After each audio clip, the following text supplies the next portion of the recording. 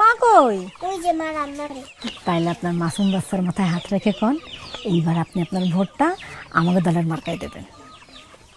আজকের মধ্যে এই পাড়া শেষ করতে হবে। তাড়াতাড়ি ওই পাড়া ধরতে হবে।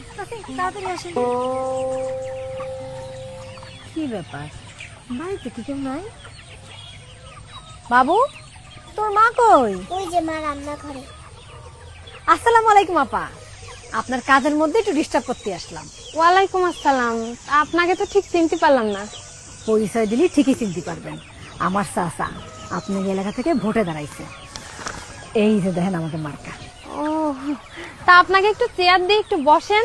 না না না, চেয়ার লাগবে না, আপনার কাজের মধ্যে আর কষ্ট করতে হবে না, আমরা দুই চারটা কথা কয়ে চলে যাব। আপা, এতদিন জায়গায় ভোট দিলেন, তাকে দিয়ে তো কোনো উপকারে আসলো না। এইবার সুযোগ আইছে নিজের ধর্মের দল রে ভোট দিয়ে ক্ষমতায় আনা। একবার আমাকে দল ক্ষমতায় আসতে পারলেই দেখবেন চারিদিকে শুধু আল্লাহর রহমত আর রহমত। আপা, আপনি কি চান না আমাকে দেশটা আল্লাহর রহমতে ভরে যাক?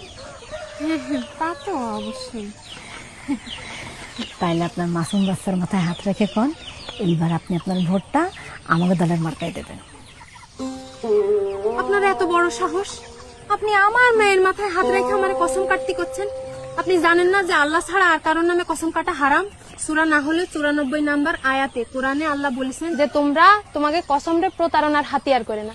আর আপনারা যে আপনারা সামান্য ভোটে জেতার জন্য আমার মাসুম বাচ্চাটারে ব্যবহার করতেছেন, আমারে হারাম শিরক এগুলোর দিকে ঠেলে দিচ্ছেন। মানুষ কি আর আগের মতন বোকা আছে? কি পাইছেনটা কি আপনারা? যান বাড়িতে বেরোয় যান। আরে নেন, যান বাড়িতে বেরোয় যান।